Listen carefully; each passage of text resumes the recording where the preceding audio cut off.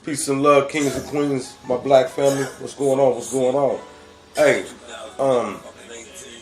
I gotta weigh in on the Kaepernick situation with white people going crazy, want to burn up their Nike apparel, whatever, because Kaepernick is going to be on this ad, or he is on the ad. Just do it, commercial.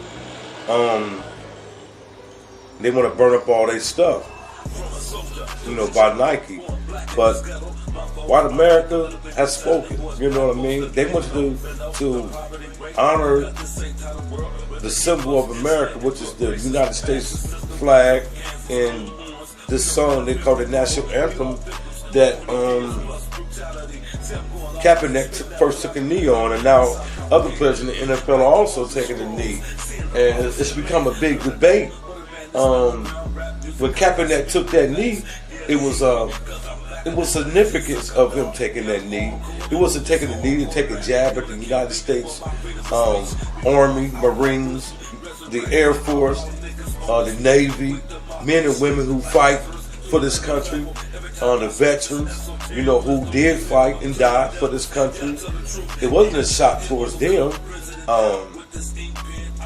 It was like trying to get people to recognize the inequality and the injustice that's happening here in this country.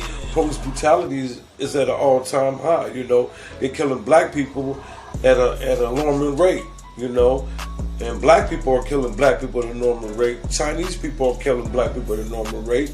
Arabian people are killing Arab people, not Arabs, because that's another story who the real Arabs is. But Arab people in Libya right now are killing black people at a normal rate. So it's like going all over the planet. But just right here in the United States of America, it's supposed to be a democracy.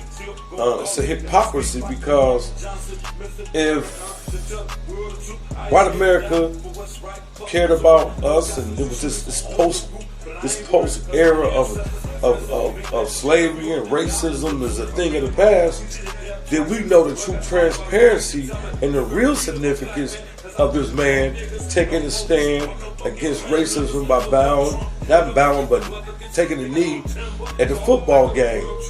Now everybody want to burn up, Nike gear, whatever. It just shows me that everything that I have studied and observed, and empirically I've been through racism thing myself to stand on the principles that I speak on. So I may make family members mad, I may make friends mad, or people who may be watching this video, but white people don't give a damn about you getting killed. They want you to honor the national anthem and the flag, irregardless of the fact of we are being slaughtered up under this flag. You know what I'm saying? So we can't get along with these people. They don't love us. I think we ought to take the Marcus Garvey, format, the Honorable Marcus Garvey format.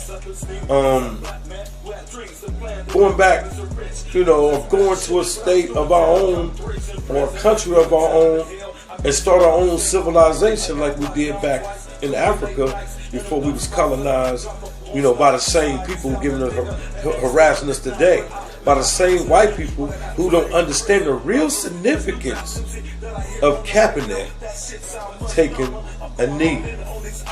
They understand the significance, but the white people are insensitive to black people. They don't care, man. It's like us, black life is like if you smack a roach off the wall. You seen a roach crawling up your wall, or you seen a fly laying on the table and you smack it, because that fly and that roach may be fucking with you, but we don't fuck with white folks. But that's the way they kill us. That's the way they view us. We nothing. They got more love for animals than they got for us. You know what I mean? I don't mind separating. I deal with white people on the day-to-day. I do business with them, whatever. But, you got some white people who treat me as a human, and I'm going to treat them back likewise. But you got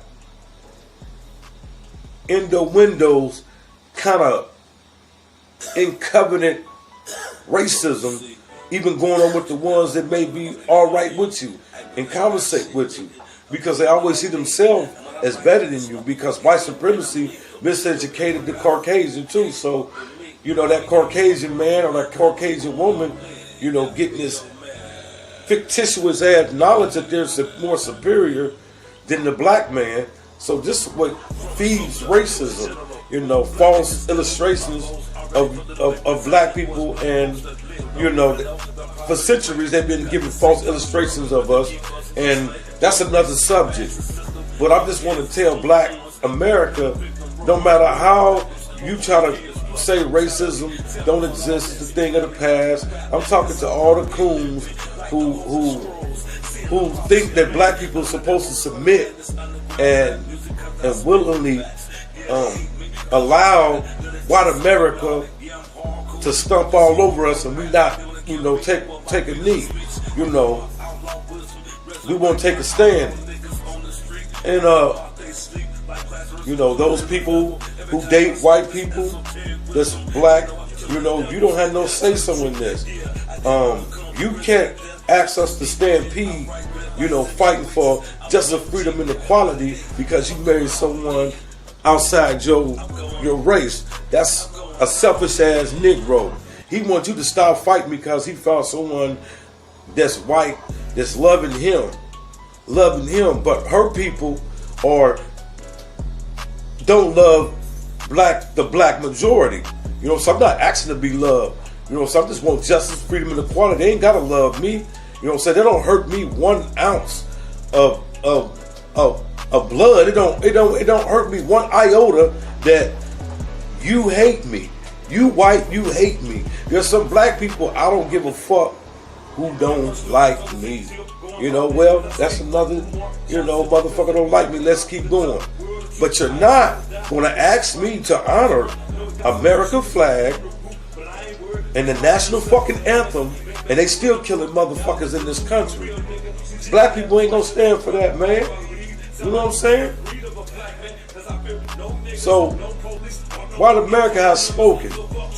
And for all you token niggas don't believe that racism is still alive, is vibrant, you know, conspiracies are real. Oh, they go at nigga when they want the conspiracy theories. You know, if you tell a nigga something about what's going on, like over in Chicago, like I told a brother the other day, I said, man,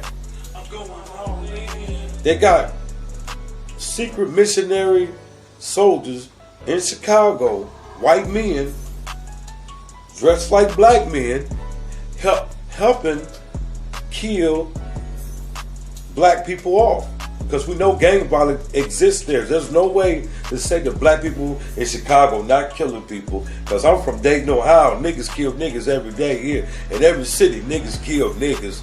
And I don't see Black Lives Matters. So you motherfucking niggas, you need to come out the woodwork when these niggas be killing each other. You know what I'm saying? I'm going to use the word niggas because that's the word that some of us can only relate to. So when I say what's up my kings and my queens and my niggas, I'm talking about black people. You know what I mean? Black people. Let's don't get into all this English ass word nigga and all this and that, because if you start doing your research of where the word nigga come from, you wouldn't mind being called a nigga, but not in the terminology of nigger with the ER on it. And I'm not trying to make excuses, but if you go back and study, there's a river called the Nigeria River, and there was a king called Nugus, and they took that and came up with nigga. But that's another subject. I'm not even gonna go there, you know, because you have to do your own research and your own study. Because I'm tired of, you know, trying to give my people this knowledge, and they laugh and they ridicule you.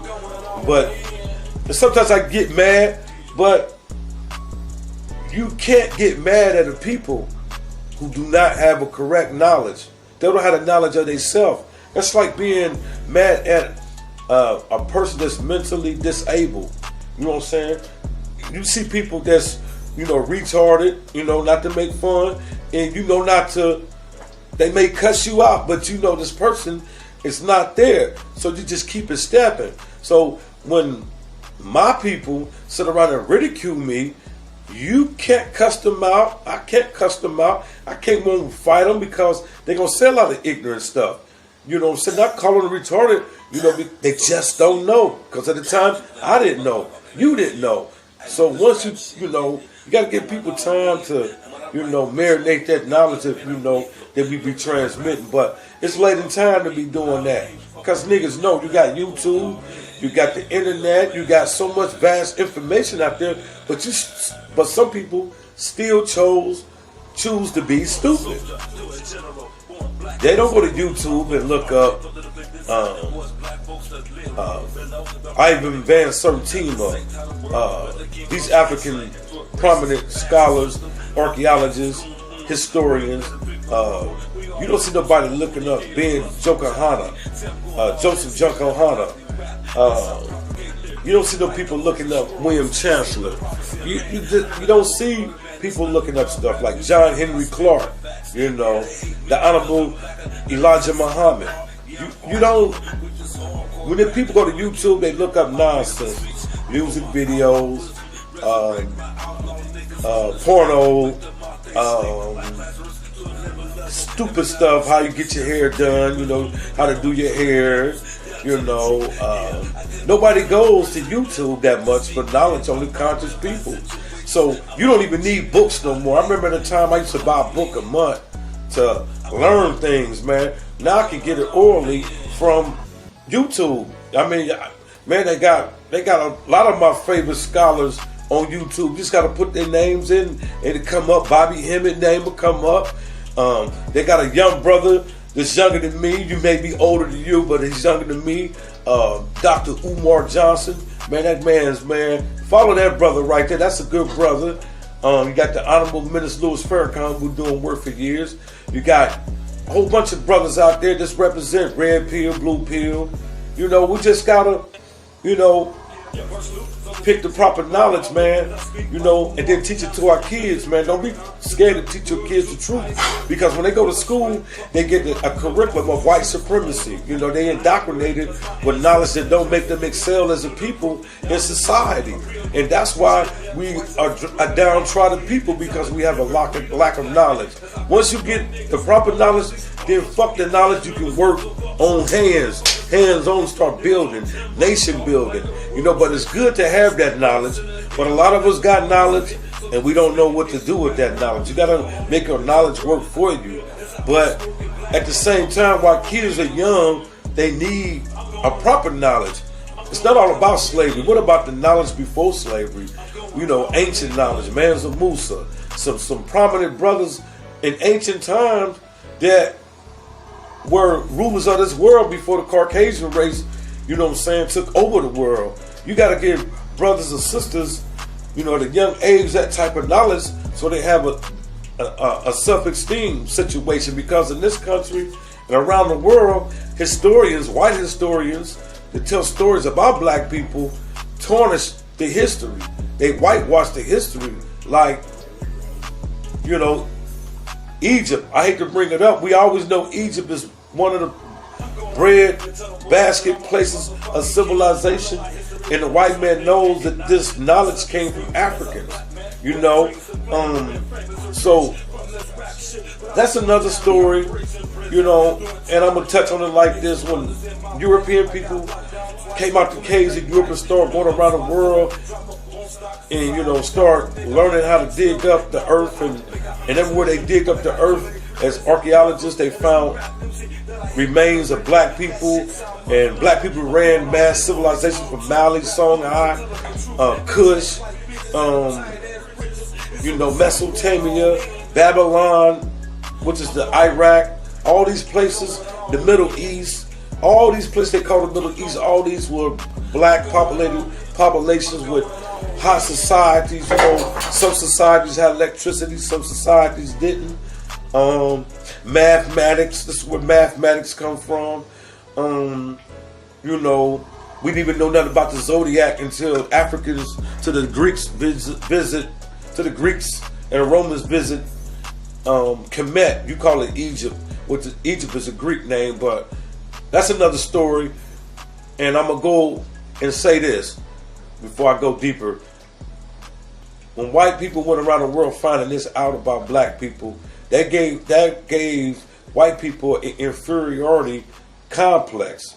So it gave rise to white supremacy, though. So I'm going to end this on that. White America has spoken when they burnt all their shit up. Stupid motherfuckers.